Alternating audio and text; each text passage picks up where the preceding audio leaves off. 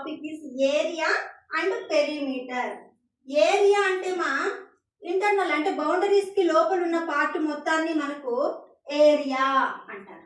Suppose ఈ room ఉంది, ఈ రూమ్ చుట్టుకొలతను చూసుకొని లోపల ఉన్న దానికి మనం టైల్స్ వేయాలి అనుకుంటే ఏరియా అని తీసుకుంటాం.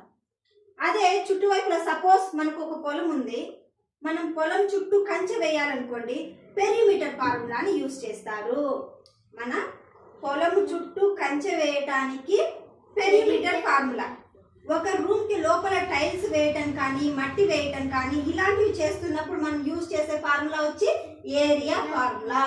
సపోజ్ స్క్వేర్ అంటే ఆల్ సైడ్స్ ఈక్వల్ గా ఉండాలమ్మా, స్క్వేర్ కి ఆల్ సైడ్స్ ఈక్వల్ గా ఉంటాయి. దానికి యూజ్ చేసే ఫార్ములా వచ్చి ఏరియాకి side square. Side square suppose దీని సైడ్ 4 అని ఉందనుకో, 4 స్క్వేర్ చేస్తాం, 4 స్క్వేర్ 16.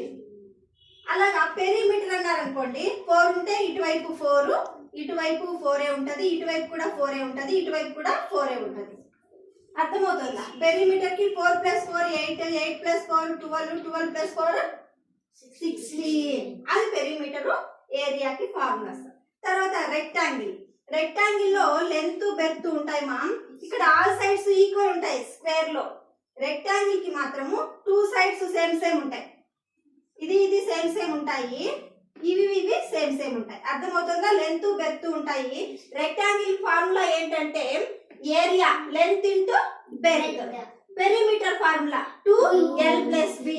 సపోజ్ మనకి ఇక్కడ లెంత్ వచ్చి 5 ఇచ్చారు, బెర్త్ వచ్చి 4 ఇచ్చారు అనుకో, 2 5 + b. b అంటే ఎంత ఇచ్చామనుకో 4 ఉందమ్మా, 4. l + b ఫస్ట్ చేయాలి. 5 + 4 9 అవుతుంది. ఇంటూ మల్టిప్లికేషన్, బ్రాకెట్ కి ముందర వాల్యూ ఉంటే మల్టిప్లై చేస్తాము. 9 2s are 8. అది మన ఆన్సర్. అర్థమవుతుందా? పెరిమీటర్ అంటే ఆల్ సైడ్స్ ని అడిషన్ చేసేసుకుంటాం.